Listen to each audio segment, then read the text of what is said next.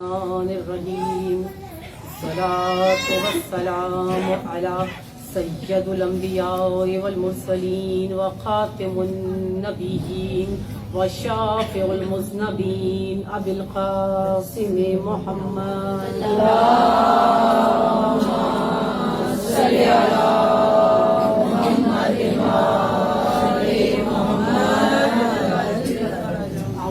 من الشیطان الرجیم بسم اللہ الرحمن الرحیم۔ وہ پروردگار جو کریم ہے، وہ پروردگار جو رحیم ہے، وہ پروردگار جو احد ہے، جو صمد ہے، جو علی کل شیء قدیر ہے، اس پاک پروردگار عالم نے توفیق عطا فرمائی ہے چند سالوں سے یہ خطبہ جو جناب فاطمہ الزہرا سلام اللہ علیہا نے بیان فرمایا،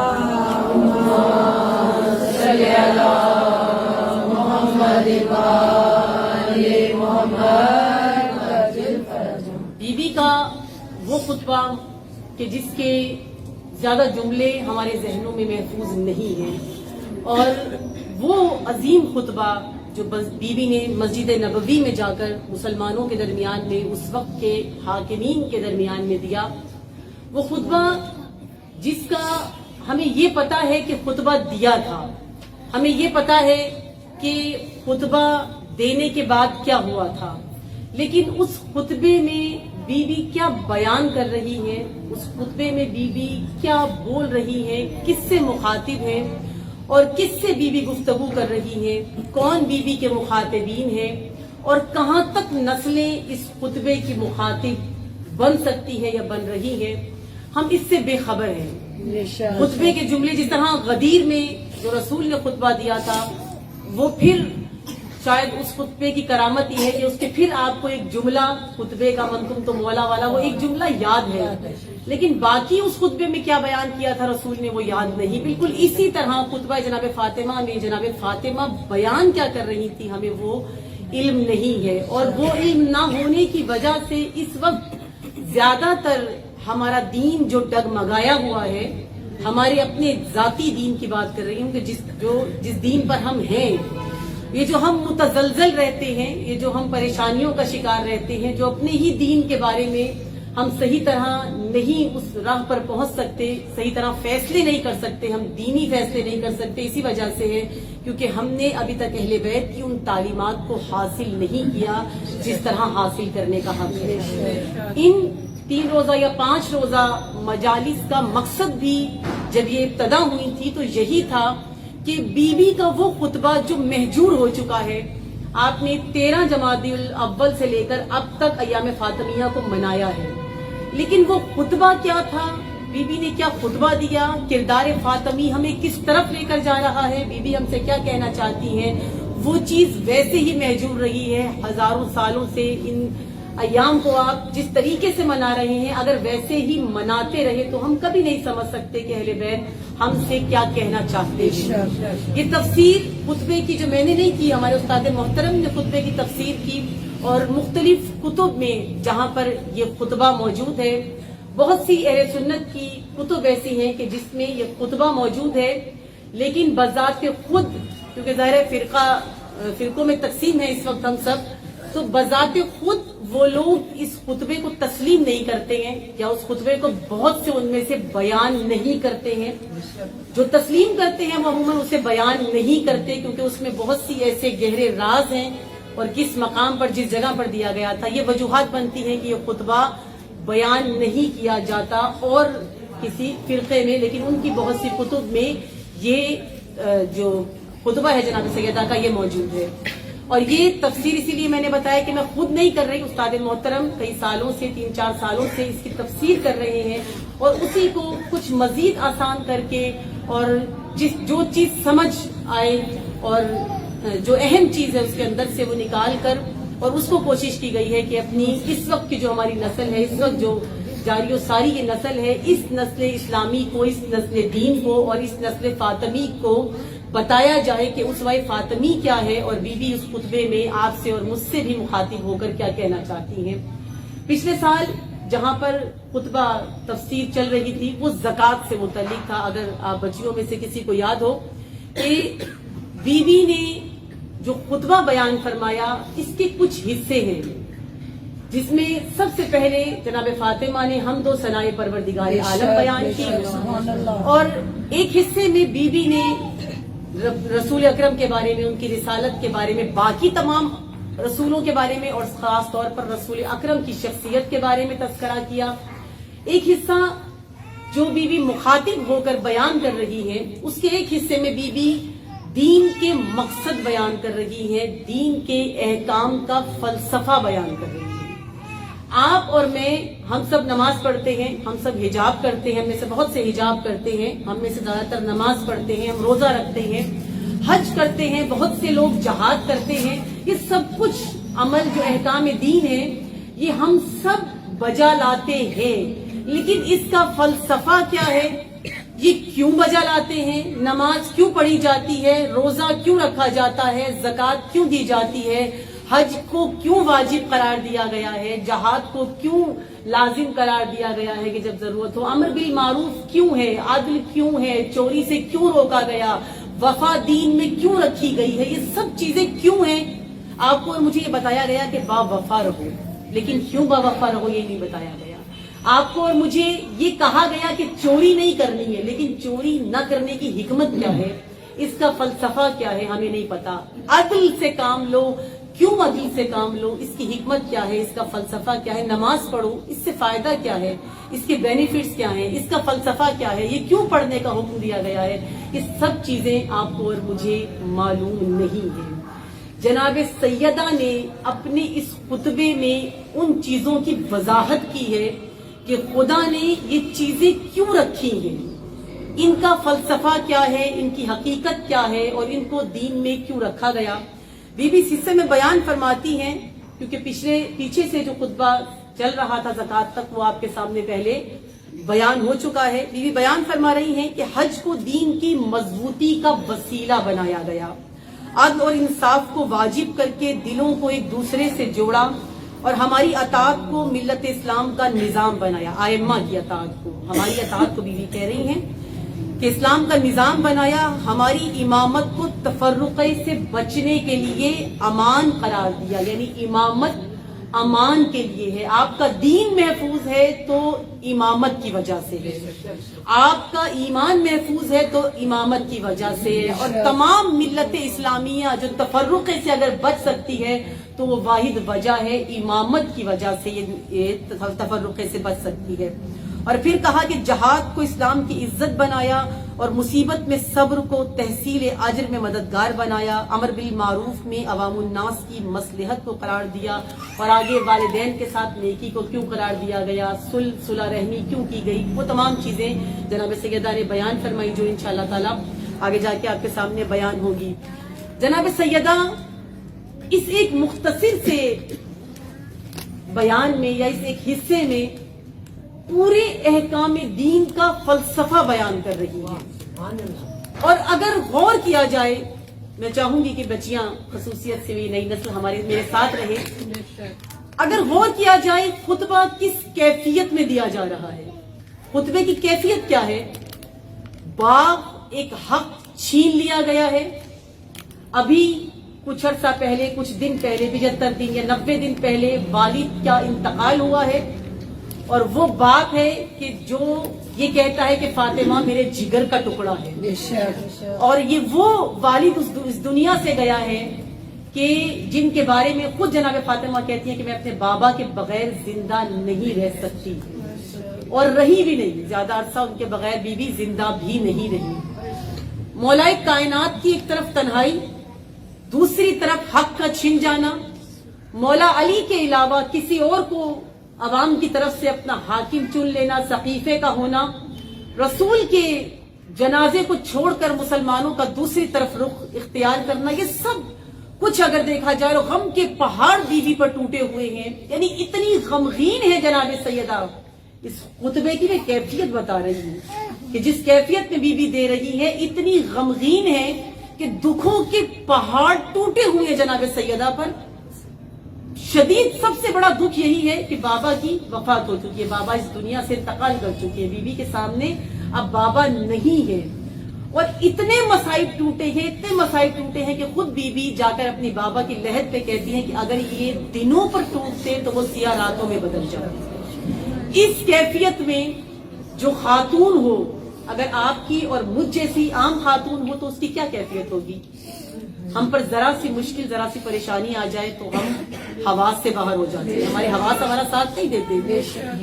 زیادہ پریشانی ہو تو ہم سے نماز بھی نہیں پڑھی جاتی، ہم کوئی احکام اپنا انجام نہیں دے سکتے، ہم واجبات کو صحیح طریقے سے انجام نہیں دیتے اگر ہم پر یہ کیفیت آ جائے.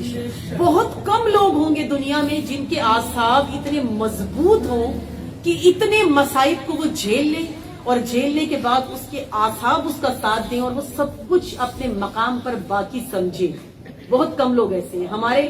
ہم عام لوگوں کی اگر مثال دی جائے تو ہمیں، اگر ہم بازار کا ایک چکر لگا لیں اور ہم تھک جائیں تو ہم سے کھڑے ہو کر نماز نہیں پڑھی جاتی.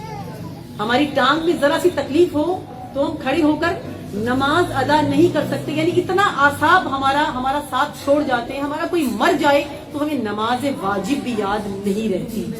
لیکن یہاں اتنے غم، اتنی تکلیفیں، اتنے مصائب ٹوٹنے کے بعد بھی جناب سیدہ مسجد نبوی میں آ کر جو خطبہ دے رہی ہے، اس کیفیت میں عام عورت ہوتی تو اس کے حواس باقی نہ رہتے.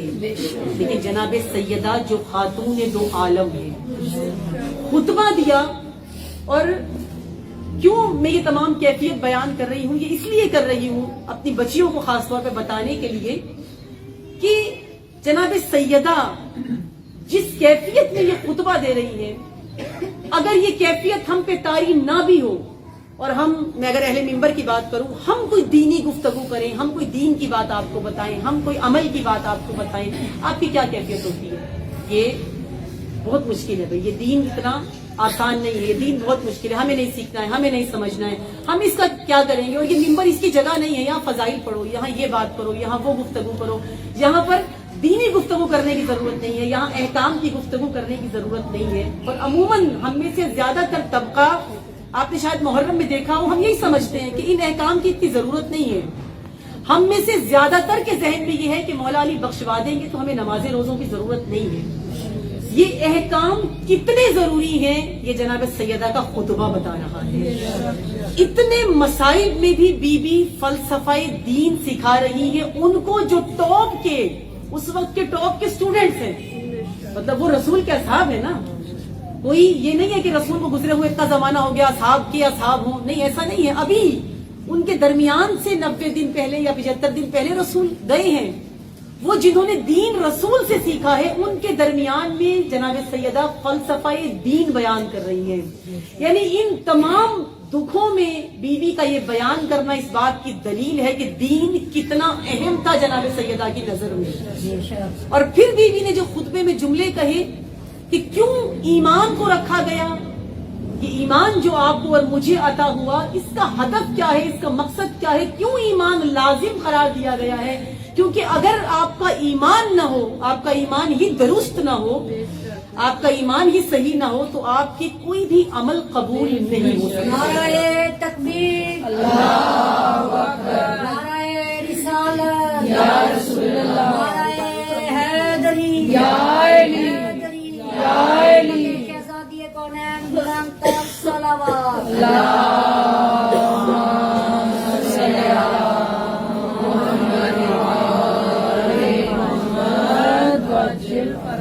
ہر چیز پر ایمان کو لازم قرار دیا گیا. مقصد خلقت انسان کو حاصل نہیں ہو سکتا اگر اس کا ایمان مضبوط نہ ہو.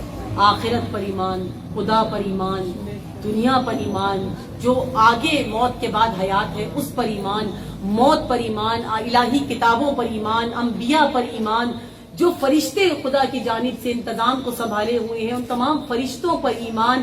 ہر چیز پر ایمان جب تک پختہ نہ ہو تب تک انسان کامل اپنے مقصد تک نہیں پہنچ سکتا. آپ بے مقصد، آپ اور ہماری زندگی کیا ہے؟ اور میں کئی دفعہ عموماً دروس میں یہ کہہ چکی کہ ہماری جو زندگیاں گزر رہی ہیں یہ بے مقصد زندگیاں ہیں، بے ہدف زندگی ہے.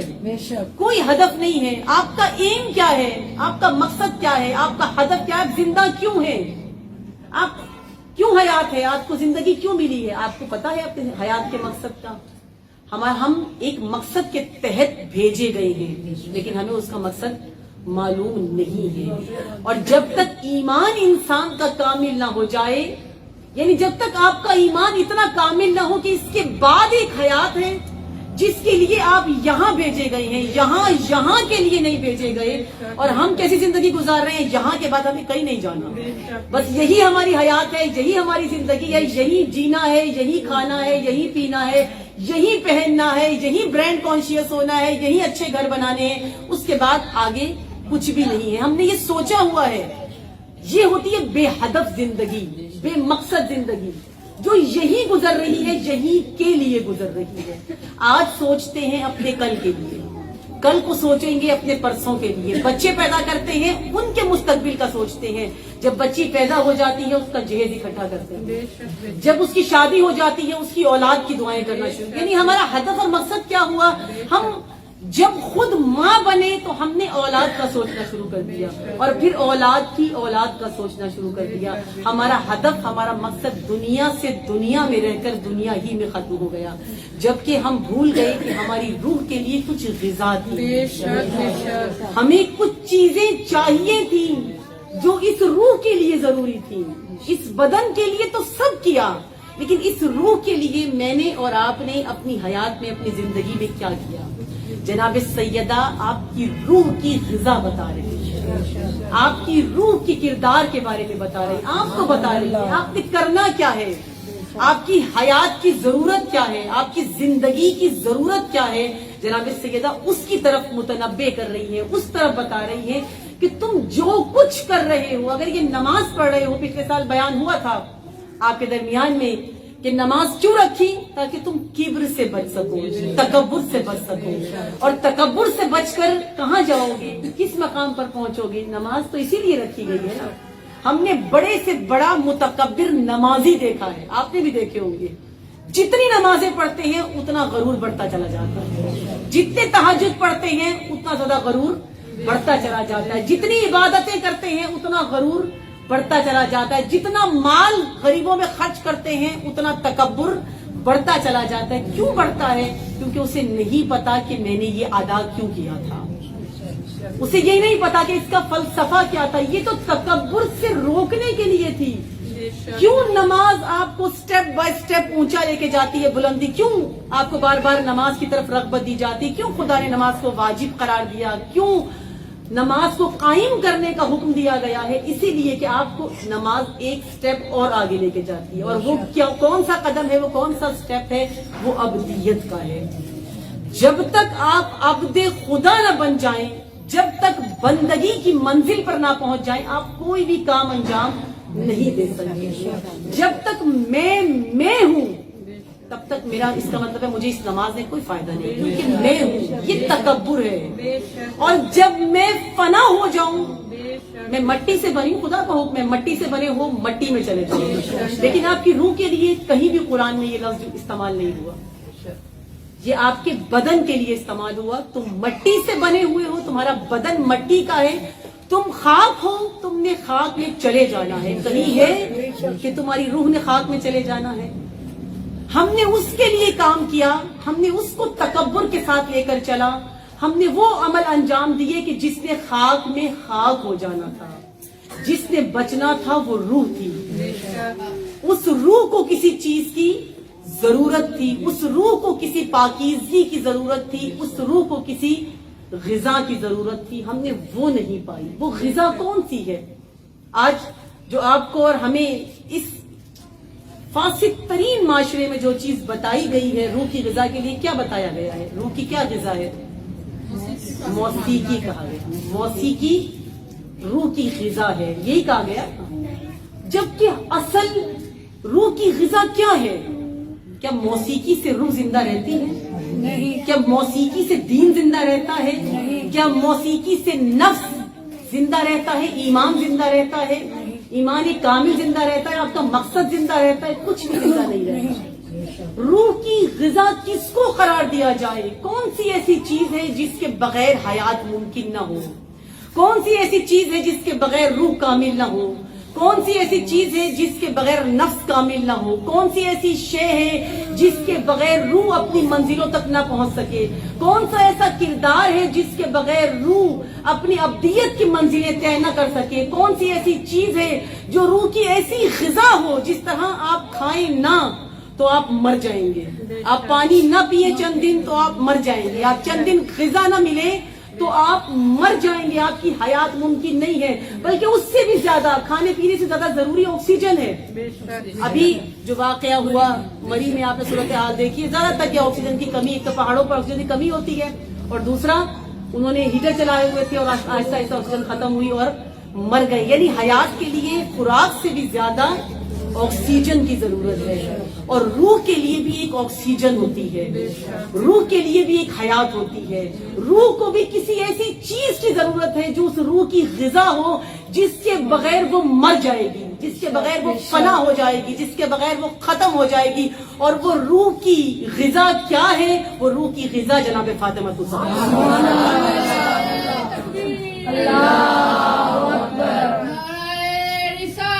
یا رسول اللہ،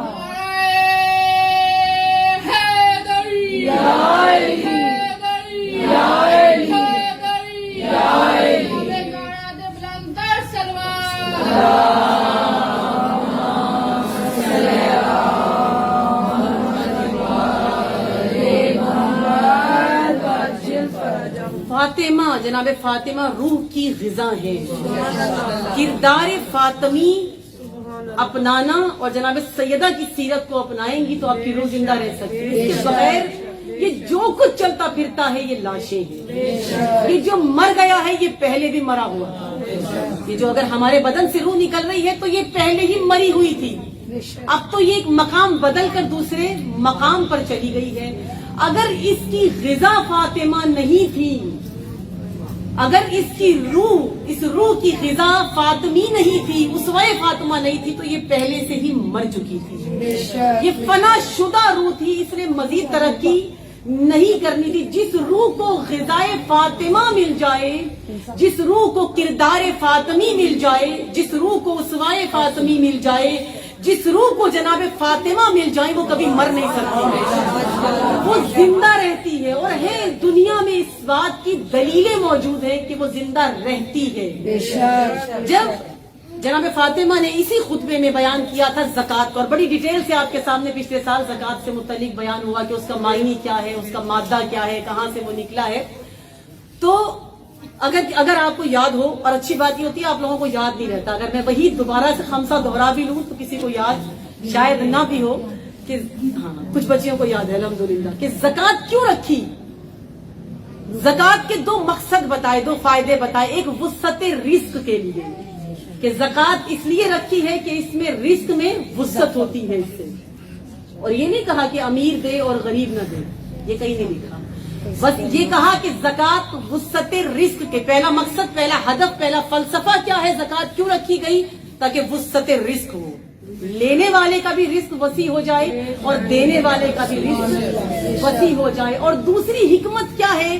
تزکیہ نفس ہو جائے۔ ماشاءاللہ بزرگوں کو یاد ہے، ہمارے جوان بچیاں جب ہو جائے تو انسان بزرگ ہو جاتا ہے، تزکیہ نفس ہو جائے۔ یعنی زکوٰۃ کا مطلب بھی یہی ہے پرورش، تزکیے کا مطلب بھی ہے پرورش۔ یہ پرورش کس کی پرورش؟ روح کی پرورش ہے، کردار کی پرورش ہے، روح کی پرورش ہے۔ روح کی پرورش ایک خاص کردار کے ذریعے سے ہوتی ہے۔ روح کی پرورش تب ہوتی ہے جب آپ کسی شخصیت کو، کسی ہستی کو اپنا اسوہ قرار دیتے ہیں اور پھر اس کے ساتھ اپنی زندگی کو گزارتے ہیں۔ یہ آسان نہیں ہے، تزکیہ نفس آسان نہیں ہے۔ ایک ہوتا ہے جہاد اصغر اور ایک ہوتا ہے جہاد اکبر، یہ آپ سب نے بچیوں نے کتابوں میں پڑھا ہوگا۔ جہاد اصغر کیا ہے؟ وہ جنگ جو تلوار سے، بندوقوں سے، جو آج اس زمانے کے لے لیں ہتھیار یا اس زمانے کے ہتھیار، جو بھی زمانے کے ہتھیار سے دشمن سے جو جنگ لڑی جائے گی، جو جہاد مسلمان کرے گا، یہ جہاد اصغر ہے۔ حالانکہ جان جا رہی ہے اس میں، یعنی آپ کسی وقت بھی دنیا سے جا سکتے ہیں، کسی وقت بھی شہادت ممکن ہے۔ یہ جو اسلحے سے جنگ لڑی جاتی ہے اس کو کہتے ہیں جہاد اصغر، क्यों इसे जहाद असगर कहा गया? इसलिए कि आपको पता है, तवज्जो है ना आपकी मेरी तरफ, इसलिए कि आपको इल्म है, आपको पता है कि फला मेरा दुश्मन है, ये सामने जो है ये मेरा दुश्मन है, इसके पास क्या हथियार हैं, इसकी क्या साजिश है, ये क्या खेल खेलने वाला है, ये क्या चाल चलने वाला है, और इसको मैंने खत्म करना, इसको मैंने हराना है। यानी दुश्मन अपनी चालों समेत आपके सामने होता है, आपको दुश्मन की खबर होती है। बेखबरी में तो जहाद नहीं होता ना, जहाद असगर बेखबरी में नहीं होता, पता होता है ये आपका दुश्मन है और इससे आप जंग लड़ने के लिए जा रहे हैं। फर्ज किया अगर आपकी ये जहाद, ये जंग, ये इंडिया से है, हिंदू से है, या किसी और मुल्क से आपकी ये जंग है, ये जहाद आपका है, आपका अमेरिका से है, इसराइल से है, आपको पता है आपका हदफ क्या है, आपने उसको हराना है। आपका दुश्मन, खुला दुश्मन आपके सामने है। जब दुश्मन खुला आपकी निगाहों के सामने हो, इसके साथ जो आप जहाद करेंगे उसको कहेंगे जहाद असगर। लेकिन वो जहाद जो आप अपनी नफ्स से कर रहे होते हैं, वो जहाद जो आप अपने आप से कर रहे होते हैं, वो जहाद जो आप अपनी रूह से लड़ रहे होते हैं, जो अपने आप से लड़ रहे होते हैं, वो जहाद अकबर कहलाता है। अपने नफ्स से जंग जहाद अकबर है। क्यों इसको जहाद अकबर कहा गया और उसको जहाद असगर कहा गया? इसलिए कि इसमें आप खुद के दुश्मन हैं लेकिन आपको खबर नहीं है, और अगर खबर है तो आप तस्लीम नहीं करेंगे, आप मानेंगे कभी भी नहीं। आप कोई गुनाह करेंगे, आप हजार तौजीहात पेश करेंगे, ये तो ये वजह थी, इसलिए हो गया ये। फर्ज किया, मैं बिल्कुल मुख्तसर सी मिसाल अगर दूं और आसान, आपने नमाज नहीं पढ़ी, फजर में उठे नहीं, आंख नहीं खुली, नमाज नहीं पढ़ी, सर्दी बहुत थी, क्या करते हम, इंसान ही है ना, ये जो एक खास जुमला होता है ना हमारा, क्या करें, इंसान ही है ना, नींद गालिब आ गई थी, सर्दी ज्यादा थी, इसलिए फजर की नमाज अदा नहीं। यानी अपने आप को खुद तौजीहात हम पेश करते, कोई नहीं जी अल्लाह माफ करने वाला है। ये जंग जो नफ्स से लड़ रहे हैं, ये आप गलत कर रहे हैं। मतलब जितनी तौजीहात आपने पेश की है गलत पेश की है, ये बहाना नहीं है। आप नहीं उठे, तस्लीम करें कि आप नहीं उठे, मैंने ये गुनाह किया है, मैं नहीं उठा, ये जहाद अकबर है। आप अपने नफ्स से, आसान मिसाल दी है ताकि अच्छी तरीके से समझ में आ जाए, अपने आप को हर चीज से। और अगर मैं बच्चियों के लिए कहूं ना, आपकी जंग किस वक्त होती है? जहाद अकबर, जिसमें अक्सर आप हार जाते हैं, अक्सर बच्चियां हार जाती हैं। कि जहाद अकबर में किस वक्त हारते हैं? आपके सामने बेशुमार ज्वेलरी रखी है, आपके बाल भी खूबसूरत हैं, अच्छे डाई हुए हुए हैं, और कोई फंक्शन आ जाता है, अब ये जहाद शुरू होता है। अब ये जहाद शुरू होता है, अब आपने हिजाब करना है या वो ज्वेलरी जो पड़ी है वो दिखानी है।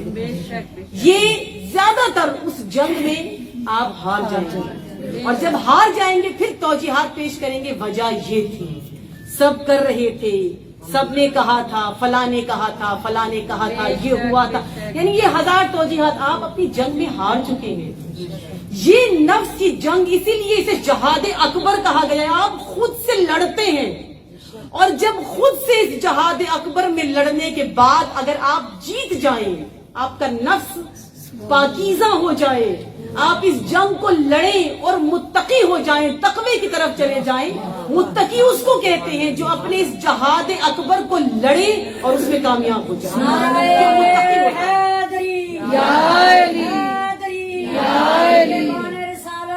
अबू तालिब अलैहिस्सलाम बुलंद तर सलावत।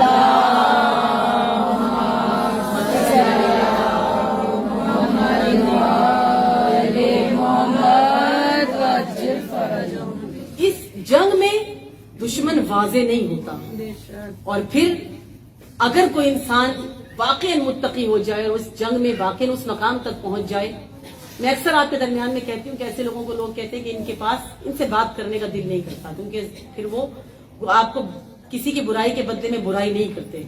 जब वो नहीं करते फिर आपका उनके पास दिल नहीं लगता, नहीं दिल लगता। क्यों दिल नहीं लगता? क्योंकि ये जवाब नहीं देता, कोई बुराई के बदले में बुराई नहीं करता। बहुत कम लोग ऐसे देखे गए हैं। हत्ता कि अगर मैं चशमदीद गवाही अपनी ही पेश करूं कि उलमा को भी बास मकाम पर ऐसा देखा गया है। हमारे यहाँ एक आलिम दीन आए, اور جب ہم کویت میں تھے تو وہاں ایک عالم دین آئے. جب تمام مرد حضرات ان کے پاس بیٹھے گفتگو کر رہے تھے, اور ظاہر ہے جب باقی عوام جب علماء سے گفتگو کرتی ہے, اب ہم جیسے لوگوں کے لیے ایکسپیکٹیشن اور ہوتی ہے عالم کی, ہماری نظر میں وہ عام انسان نہیں ہوتا, مطلب اس کا جو رتبہ, اس کا جو مقام ہے وہ عام عوام سے بہت بلند ہوتا ہے. اب وہ میری ذہن میں, میرے جو مائنڈ میں تھا وہ ان کا اور مقام تھا. اب جب ان کے پاس عوام بیٹھی, عام لوگ بیٹھے, تو ہم تک آواز آ رہی تھی جب سوال جواب ہوتے تھے. میری دلچسپی بہت ہوتی تھی کہ علماء سے جب سوال ہو تو ہمیں پتہ چلے کہ کیا وہ جوابات دیتے. تو اس دوران انہوں نے جب کچھ علماء, ان عالم سے ہی علماء کے متعلق مطلب غیبت کہہ لیجیے کوئی بات کی, تو وہ ان کے ساتھ مل گئے اور ساتھ ملے کہا ہاں مطلب ایسا ہے اور فلاں بھی ایسا ہے, فلاں بھی ایسا ہے. اس سے محسوس ہوا کہ یہ غلط ہے, مطلب عالم کو ایسا نہیں ہونا چاہیے. یہ تو خود مجھے منع کرتا ہے. اس کی تو شخصیت ایسی ہے کہ اس کی شخصیت کہتی ہے کہ یہ اسوہ فاطمی پر عمل کرنے والا ہے. اس کی شخصیت کہہ رہی ہے کہ یہ خود علوی ہے, یہ حسینی ہے. اب اس کی اپنی شخصیت جب وہ اس لیول پر آ کر جب یہ دیکھا تو بہت عجیب لگا کہ ایسا کیوں ہے. یعنی یہ نفس اتنا پاک نہیں ہے جتنا دکھ رہا ہے. اور اس کے برعکس ایک عالم آئے, انڈیا سے وہ آئے تھے, دونوں ہی انڈیا کے تھے, لیکن وہ عالم انڈیا سے آئے. اور اب یقین جان لیجئے کہ ان سے جب کوئی کسی عالم کی گفتگو کرتے تھے, کسی کی بات کرتے تھے, وہ کہتے تھے کہ خدا بہتر جانتا ہے, خدا بہتر جانتا ہے. یعنی کسی کی برائی ان کے سامنے آپ نہیں کر سکتے تھے. وہ ہر بات کا یا بات پلٹ دیتے تھے یا پھر کہتے تھے خدا بہتر جانتا ہے, کہہ کے وہ کوئی اور موضوع دین کا اس کی ابتدا کرتے تھے, اس کو شروع کرتے تھے. ان کو سن کر لگا کہ ہاں یہ دین ہے, یہ وہ کردار ہے جس نے اپنے آپ کو پاک کیا ہے, یہ وہ روح ہے جس میں نجاست نہیں ہے, یہ وہ روح ہے جو بہت بلندی تک گئی ہوئی ہے, اور اس کا کردار ایسا ہے جس کو حسینی کردار کہا جا سکتا ہے. یہ وہ ہے جن کو فاطمی کردار کہا جا سکتا ہے. یہ کردار بہت ضروری ہوتے ہیں, ان کرداروں کو سننا, ان کے اندر رہنا اور خود اپنا کردار بنانے کی, کہ خدا ہم سب کو توفیق دے کہ ہم ان کرداروں کو بنائیں. کہ فاطمی کردار جب بنتے ہیں, کہ کب بنتے ہیں, جن کی روح فاطمی ہو جاتی ہے, جن کی روح کی غذا جناب فاطمہ زہرا کو, ان کے اسوے کو اپنا کر جو اپنے روح کی غذا بنا لیتا ہے, حقیقتاً وہ اس مقام تک پہنچ سکتا ہے. آپ نے سب نے سنا ہوگا کہ انشاءاللہ تفسیر باقی ایام میں بھی بیان ہوگی. آپ سب نے سنا ہوگا قاسم سلیمانی, ابھی ان کی شہادت کی برسی گزری ہے 3 جنوری, جو ان کی روز شہادت تھا. جب قاسم سلیمانی شہادت سے پہلے علماء کا اپنا بیان ہے, اور خاص طور پہ آغا جوادی آملی جو بہت بڑے استاد ہیں, مجتہد لیول کے ہیں اور استاد ہیں بہت بڑے, ایران میں خدا ان کو سلامت رکھے, ان کے پاس گئے, اور 1-2 اور مجتہدین بڑے علماء کے پاس گئے, اور ان کے ہاتھ میں کفن تھا, قاسم سلیمانی کے ہاتھ میں کفن تھا. اور روانہ ہونے سے پہلے وہ ان تمام مجتہدین کے پاس گئے, خاص طور پہ آغا جوادی آملی کہتے ہیں کہ وہ میرے پاس آئے اور آ کر انہوں نے کہا کہ میں چاہتا ہوں کہ اس کفن پر آپ کے دستخط ہو جائیں, کفن اور اس پر عالم دین کے دستخط. کہا کہ میں چاہتا ہوں کہ میرے کفن پر آپ کے دستخط ہو, اس مجتہد کے, اس عالم دین کے, اس استاد عظیم کے دستخط ہو جائیں, اور جب مجھے یہ کفن میرے مرنے کے بعد دیا جائے تو میرے لیے سعادت کی بات ہو کہ اس عالم کے, اس مجتہد کے دستخط میرے کفن کے اوپر موجود ہے. انہوں نے کیے, دستخط کیے, لیکن کہا صاحب کہ میں اتنا ادنا سا انسان, یعنی ایک مجتہد کہہ رہا ہے کہ میں اتنا ادنا سا انسان, ایک عام انسان, تم میرے دستخط لے رہے ہو. کون لے رہا ہے میرے دستخط؟ کہا کہ تم میرے دستخط لے رہے ہو وہ قاسم سلیمانی جو مدافع حرم جناب زینب ہے. مجتہد کہہ رہا ہے کہ میرا مقام تم سے بہت بلند ہے, کہ تم مدافع ہو حرم زینب کے, تم مدافع ہو حرم حسین کے, تم مدافع ہو حرم عباس کے. وہ شخص کہ جس نے عباس جیسا کام کیا ہے, جناب زینب کے حرم کا دفاع کرنا, یعنی جس طرح حضرت عباس جناب زینب کے دفاع کے لیے تھے, جو کام حضرت عباس کا تھا وہ کام تم کر رہے ہو, وہ دفاع کر رہے ہو, وہ مدافع تم ہو, تمہارا لیول اونچا ہے, تم بہت بلند ہو, لیکن وہ پھر بھی دستخط کرا رہے ہیں ایک مجتہد سے. اور قاسم سلیمانی کون, یعنی میں یہ بتانے کا مقصد یہ تھا کہ وہ ایک مجتہد سے آ کر اپنے کفن کی تیاری کر کے, مومن کون ہوتا ہے, फातमी कौन होता है, ज़ैनबी कौन होता है, जो मौत के लिए तैयार होता है, जिसका किरदार इतना पाक हो जाता है, जिसकी रूह इतनी पाक हो जाती है, जिसका नफ्स इतना पाक हो जाता है, जो जहाद अकबर में भी कामयाब रहता है और जहाद असगर में भी कामयाब रहता है, और इस मकाम तक कामयाब होता है कि जहां जहाद अकबर की बारी आती है तो वहां पर तकवे की अजीम बुलंदी पर पहुंचा हुआ होता है, और जहां जहाद असगर की बारी आती है वहां पर मुदाफ़े हरम ज़ैनब कहलाता है। वो जिससे अमेरिका और इसराइल घबरा रहे हों, ये किरदार फातिमी होता है।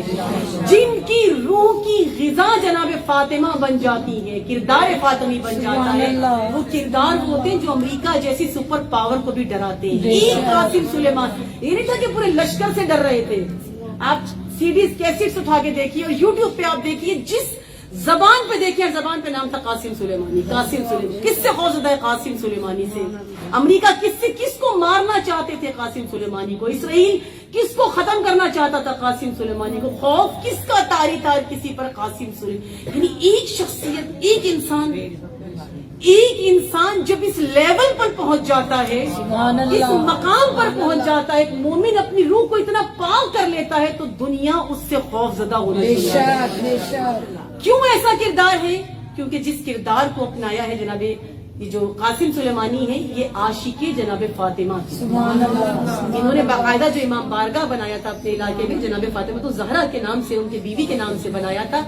ये आशिक थे, और ये जहां भी होते थे, ये इन 3 दिनों में जो बीबी के अयाम होते थे, ये अपने वहां इलाके से बाहर नहीं गुजारते थे। उसी इमाम बारगाह में बीबी का गम मनाते थे, जनाब सैयदा का, और अयाम आज़ा में, बीबी के अयाम में कहीं और नहीं जाते थे, वहीं पर हुआ करते थे, और बीबी का भरपूर गम मनाते थे। आशिक फातिमा कहा जाता है इनको। बहुत कम लोग हैं कि जिनको जमाना तस्लीम करे कि ये आशिक है। आशिक फातिमा जमाना जिनको तस्लीम करे, ये उनमें से है।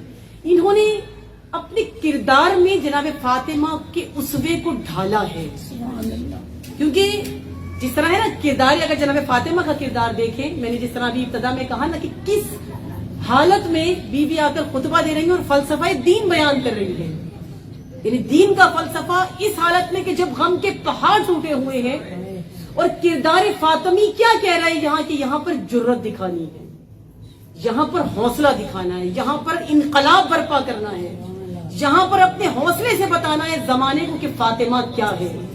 जनाब फातिमा को सरदार खातून दो आलम कहा जाता है। खातून का मतलब होता है सरदार, खातून का मतलब है सरदार। बीबी सरदार है, ना फकत इस आलम की सरदार है, खातून जन्नत भी कहा जाता है। बीबी को खातून जन्नत है, यानी जन्नत की भी सरदार है। ये खातून दो आलम है, यानी इस आलम की भी खातून है, इस आलम की भी सरदार है, और उस आलम की भी सरदार है। और खातून कैसी है कि उसका रूप, उस खातून का रूप, उस खातून का दबदबा, उस खातून की हैबत बिल्कुल ऐसी है कि जैसी इमाम हुसैन की हैबत, बिल्कुल ऐसी बीबी की हैबत असल में इमाम हुसैन में आई है।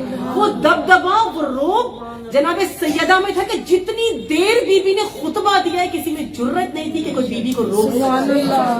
ये दबदबा है खातून दो आलम का, सरदार है जो दो आलम की, ये उनका दबदबा है, जो इतनी जुर्रत के साथ जो दो आलम पे छा चुकी हो। एक होती है खातून खाना, आप और हम जैसी खातून जो होती है ना, ये सरदार होती है घरों की, ये खातून खाना होती है, ये किचन से बाहर मुश्किल से आती है। इसका हम किचन होता है, इसकी औलाद, इसके बच्चे, इसका खाना, उनको पिलाना, ये इसका हम है। ये इनकलाबी औरत नहीं होती। लेकिन जब तस्करा हो खातून दो आलम का, खातून जन्नत का, जो घर में देखो तो बेहतरीन खातून है। अगर उसके बावर्ची खाने में देखो, आपको पिसा हुआ आटा मिल रहा है, वो खुद पीस रही है, उसके हाथों में छाले पड़ रहे हैं, वो खुद खाना बना रही है, वो अपने बच्चों को अपने हाथ से दे रही है। लेकिन जब दीन के मकाम पर आकर देखी तो उससे ज्यादा अब्दियत के मकाम पर बुलंद है। ऐसा मकाम के जहां जब ज़ौजियत के मकाम पर वो बीवी आ जाती है, तो उसका शौहर जब सुबह को उठकर, बाबा पूछते हैं, रसूल खुदा ने पूछा मौलाए कायनात से कि कैसी ज़ौजा पाया फातिमा, तो कहा क्या जनाब मौलाए कायनात ने जवाब दिया کہ بندگی خدا میں بہترین ساتھی ہے، یعنی جہاں بندگی کے مقام پہ آ جائے تو اس سے بڑھ کر کوئی ساتھی نہیں ہو سکتا علی جیسے عابد کے ساتھ۔ علی جیسا کائنات کا سب سے بڑا عابد یہ کہہ رہا ہے، سب سے زیادہ عبادت گزار یہ کہہ رہا ہے کہ ابدیت خدا میں، عبادت خدا میں مجھے بہترین ساتھی مل گیا۔ یہ کردار فاطمی ہے، اور جہاں پر جرت کی بات آ جائے، جہاں حوصلے کی بات آ جائے، جہاں شجاعت کی بات آئے، جہاں انقلاب کی بات آئے، جہاں دین کی احکام دین کی بات آ جائے، وہاں پر مسجد نبوی میں جا کر وہ عورت کہ جو کبھی محرم کے سامنے تو دور کی بات ہے، جو نابینا کے سامنے بھی نہیں آئی، جو نابینا کے سامنے بھی نہیں آتی، لیکن اس کا جرت، اس کا حوصلہ اور اس کی دبدبا اور روب کیا ہے کہ وہی عورت اسی مسجد نبوی میں جا کے ہزاروں نامحرموں کے سامنے خطبہ دیتی ہے۔ یعنی جہاں دین کو عورت کی ضرورت ہے، وہاں جناب سیدہ نے بتایا کہ یہی عورت جو گھر میں کھانا پکا رہی ہے، یہی عورت جو گھر میں بچوں کی تربیت کر رہی ہے، یہی عورت جو اس وقت اپنے گھر میں خانہ داری میں مصروف ہے، جب ولایت پر وقت آ جائے، جب دین پر وقت آ جائے، جب خدا کے دین پر وقت آ جائے، تو اس وقت اسی گھر میں کھانا پکاتی ہوئی عورت کو باہر بھی نکلنا ہے۔ جناب فاطمہ کا اسوہ یہ کہتا ہے کہ تمہیں اپنے کردار کو اپنانا کیسے ہے، اپنے آپ کو پاک کیسے کرنا ہے، احکام دین پر عمل کرتے ہوئے، اس دین پر عمل کرتے ہوئے اپنے کردار کو کتنی بلندیوں تک لے کے جانا ہے، اور لے کے جانا چاہیے۔ ہم بعض اوقات بعض مقام پہ آ کے خود کو بالکل، ہم خود بھی خود کو ڈیگریڈ کرتے ہیں، بالکل گرا دیتے ہیں۔ جناب فاطمہ نے بتایا کہ تمہارا یہ مقام نہیں ہے۔ ایک چیز بچیاں ضرور یاد رکھیں کہ مومن کی ایک علامت ہوتی ہے، میں یہی پہ اختتام کروں گی کہ مومن کی ایک علامت ہوتی ہے کہ مومن نمبر 1 رہتا ہے، اسکول میں بھی، کالجز میں بھی، آپ جہاں بھی ہو، آپ مومن جس میدان میں ہو اس میدان میں پہلے نمبر پر ہوتا ہے۔ جس میدان میں وہ جائے گا اس سے آگے کوئی نہ نکلے۔ آپ ہر میدان میں اپنے آپ کو نمبر 1 رکھیں، اور سب سے پہلا میدان جہاں پر آپ ایک دوسرے سے آگے نکلنے کی کوشش کریں گے وہ میدان ابدیت ہے، بندگی کے میدان۔ بندگی کے میدان میں مومن مومنہ سب سے آگے ہونی چاہیے، نمبر 1 ہونا چاہیے۔ کیوں نمبر 1 ہونا چاہیے؟ کیوں یہ کہا گیا؟ یہ ایک عالم دین سے میں نے یہ بات سنی تھی اور مجھے بہت اچھی لگی تھی۔ تو انہوں نے کہا تھا کہ انسان کو، مومن کو، علوی کو، فاطمی کو، زینبی کو، حسینی کو، اس کو ہر میدان میں نمبر 1 ہونا چاہیے۔ ہر اسکول کے میدان میں ہو، کالج کے میدان میں ہو، تعلیم کے میدان میں ہو، گھر میں ہو، خانہ داری میں ہو، جہاں مرضی ہو، مرد ہو یا عورت ہو، اس کو ہر بہترین میدان میں پہلے نمبر پہ ہونا چاہیے۔ کیوں پہلے نمبر پہ ہونا چاہیے؟ کیونکہ ان کا مولا پہلے نمبر پر، کیونکہ ان کا مولا جس کو یہ مانتے ہیں، جس کے یہ منتدار ہیں، یہ جس کو مولا مانتے ہیں، اس سے آگے کوئی نہیں نکل سکا۔ وہ میدان توحید ہو، میدان ابدیت ہو، میدان بندگی ہو، میدان جون سا بھی ہو، اس میدان میں اس شخصیت سے، اس ہستی سے آگے کوئی نہیں نکل سکا۔ اور اسی طرح جس خاتون کو یہ خاتون جنت مانتے ہیں، جس خاتون کو یہ خاتون دو عالم مانتے ہیں، خواتین میں اس خاتون سے زیادہ آگے کوئی نہیں۔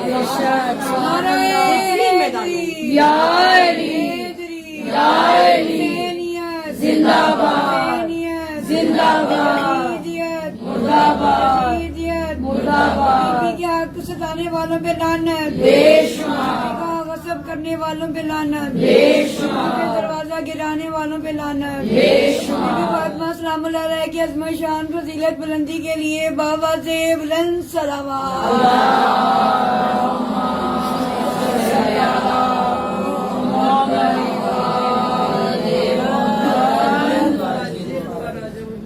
جن کے پاس خدا نے یہ ہستیاں، یہ شخصیات جن کو عطا کی ہوں، وہ قوم، وہ ملت کسی سے پیچھے نہیں ہٹنی چاہیے ہر میدان میں، اور خاص طور پر یہ میدان بندگی جہاں پر ہمارا مولا اس پہلے نمبر پر ہے، جہاں کوئی اور اس مقام پر، اس سٹیپ پر آ کر نظر نہیں آتا۔ یہ اسوہ جناب فاطمہ کا، یہ کردار جناب فاطمہ کا، اور یہ روگ انشاءاللہ تعالی کل سے مزید آگے تفسیر ہوگی خطبے کی جناب فاطمہ کے، لیکن پہلے یہ ضروری تھا جاننا کہ کون سے ہمارا یہ نفس کس مقام پر ہے، کس جگہ ہے، ہم کہاں ہیں، اور جناب فاطمہ کا جو نفس ہے، بی بی کی جو ذات ہے، بی بی کا جو کردار ہے، وہ کس طرح اپنے اعصاب کو، اپنے آپ کو قابو میں رکھ کر، کنٹرول میں رکھ کر، اور ہر چیز پر قابو رکھتے ہوئے بی بی کس طرح خطبہ دے رہی ہیں، کس طرح اس میدان تک پہنچی ہے، میدان عمل تک پہنچی ہیں، یعنی دین کے، اور نہ فقط یہاں، جہاں جہاں دین پر مشکل وقت آئے گا وہاں وہاں آپ کو اولاد فاطمہ نظر آئے گی۔ بے شک بے شک یہ کردار بی بی نے دیا ہے، اپنی اولاد کو دیا بے ہے، شک بے شک کردار فاطمی دیا ہے۔ جناب فاطمہ جن پر مصائب کم نہیں ٹوٹے ہیں، بے انتہا مصائب، اور یہ شاید وہ واحد اسلام کی جیدار خواتین میں وہ واحد بچی ہوگی کہ جو 3 سال کی عمر سے مصائب دیکھا ہے، اس عمر میں کہ جب ہماری بچیوں کو کسی چیز کی خبر بھی نہیں ہوتی، وہ جسے ہم کھیلنے کودنے کے دن کہتے ہیں، اس عمر سے جناب سیدہ اپنے بابا کے بدن کے زخم دیکھ رہے ہیں۔ 3 یا 5 سال کی عمر ہے بی بی کی جب بی بی نے اپنی ماں کا جنازہ دیکھا، اور وہی عمر ہے جب جناب فاطمہ نے اپنے بابا کے بدن پر زخم دیکھا۔ بیٹیوں کے لیے مشکل ہوتا ہے باپ کے بدن پر لگے زخموں کو، اور باپ بھی کیسا کہ جب فاطمہ دکھی ہوتی جناب رسول خدا کے سینے سے لگ جاتی، باپ وہ کہ جو آتے جاتے فاطمہ کو اپنی زیارت کرتا، باپ وہ کہ جس کے بغیر فاطمہ زندہ نہیں رہ سکتی، اس باپ کے بدن پر زخم ہو۔ جب رسول گھر کے اندر داخل ہوئے نا، 3 یا 5 سال عمر ہے رسول جناب فاطمہ کی، سر سے لے کر پاؤں تک زخمی ہے رسول، کہیں گہرے زخم ہیں۔ رسول خدا قریب آئے، 3 یا 5 سال کی بیٹی مرہم لے کر بیٹھ گئی، کہا بابا میرے زانوں پہ سر رکھیں، فاطمہ آپ کے زخموں کو صاف کرے۔ جناب فاطمہ نے جب بابا کے زخموں کو صاف کیا نا، تو کچھ دیر بعد رسول کے چہرے پر گرم گرم آنسو گرنا شروع ہوئے۔ رسول نے جو آنکھیں کھول کر دیکھا تو عجیب منظر ہے، فاطمہ رونا چاہتی ہے لیکن روتی نہیں ہے، چیخنا چاہتی ہے مگر چیخ نہیں رہی، بابا کے گہرے زخموں کو دیکھ کر فاطمہ ضبط کر رہی ہے۔ رسول خدا نے جب بیٹی کے چہرے کو دیکھا نا، دیکھ کر کہا کہ فاطمہ ایسے تو مائی کرتی ہے، زخموں کو دیکھ کر، تکلیف کو دیکھ کر مائیں ضبط کرتی ہے، مائیں اولاد کے سامنے روتی نہیں ہے، کیونکہ پھر اولاد کو ماں سے زیادہ دکھ ہوتا ہے، مائیں اولاد کے سامنے اپنے درد کو چھپاتی ہے، اپنی تکلیف کو چھپاتی ہے۔ رسول کہتے ہیں فاطمہ یہ تو ماؤں کا طریقہ ہوتا ہے، فاطمہ ایسے تو مائیں کرتی ہے، فاطمہ تو باپ کی ماں ہے، اے فاطمہ تو ام ابیہ ہے۔ جناب فاطمہ رسول اللہ کے زخم صاف کر رہی ہے۔ اس بی بی نے تب سے بابا کے زخموں کو دیکھا ہے، اور یہ وہ بی بی ہے جس نے سب سے بڑھ کر جہاں رسول کا جنازہ دیکھا ہے تو اس سے پہلے ماں کے جنازے کو دیکھا ہے۔ شیب ابی طالب ہے، بھوک اور پیاس کا عالم ہے، جناب خدیجہ سے کھڑا نہیں ہوا جاتا۔ تاریخ کے جملے ہیں کہ جناب خدیجہ میں اتنی سکت نہیں تھی کہ بی بی اٹھ کر رسول اللہ کے پاس جا سکے۔ جناب خدیجہ نے رسول خدا کو بلایا، رسول خدا جناب خدیجہ کے پاس آئے، اور جب رسول خدا آئے نا، جناب خدیجہ نے کہا کہ اے اللہ کے رسول کیا آپ مجھ سے راضی ہیں؟ رسول نے کہا کہ خدیجہ میں تم سے بھی راضی ہوں، میرا خدا بھی تم سے راضی ہے۔ تو بی بی نے کہا کہ میری ایک وصیت یاد رکھنا، میں ایک وصیت کرنا چاہتی ہوں، اے اللہ کے رسول میرے بعد آپ اور ازواج کر لیں گے، اے اللہ کے رسول کوئی میری بیٹی فاطمہ کے چہرے پر تماچے نہ مارے، بس میری ایک وصیت کو یاد رکھنا۔ اور اس وقت جو اصحاب موجود تھے نا، اصحاب حیران تھے کہ کون رسول کی بیٹی बीवी के चेहरे पर तमाचे मारेगा? कौन रसूल की बेटी को तकलीफ देगा? रसूल अल्लाह ने वादा किया था, खदीजा जब तक मैं जिंदा हूँ कोई मेरी फातिमा को तकलीफ नहीं पहुँचाएगा। ए खदीजा मैं वादा करता हूँ, जिसने मेरी फातिमा को तकलीफ पहुँचाई उसने मुझे तकलीफ पहुँचाई है। ए खदीजा कोई मेरी फातिमा के चेहरे पर तमाचे नहीं मारेगा। अगर रसूल ने तो वादा कर लिया, लेकिन रसूल की जिंदगी के बाद नहीं फातिमा के घर को चलाने के लिए आए। वही फातिमा जिसके बारे में यही असहाब कहते थे कि कौन तमाचे मारेगा, इन दीनों ने फातिमा के चेहरे पर तमाचे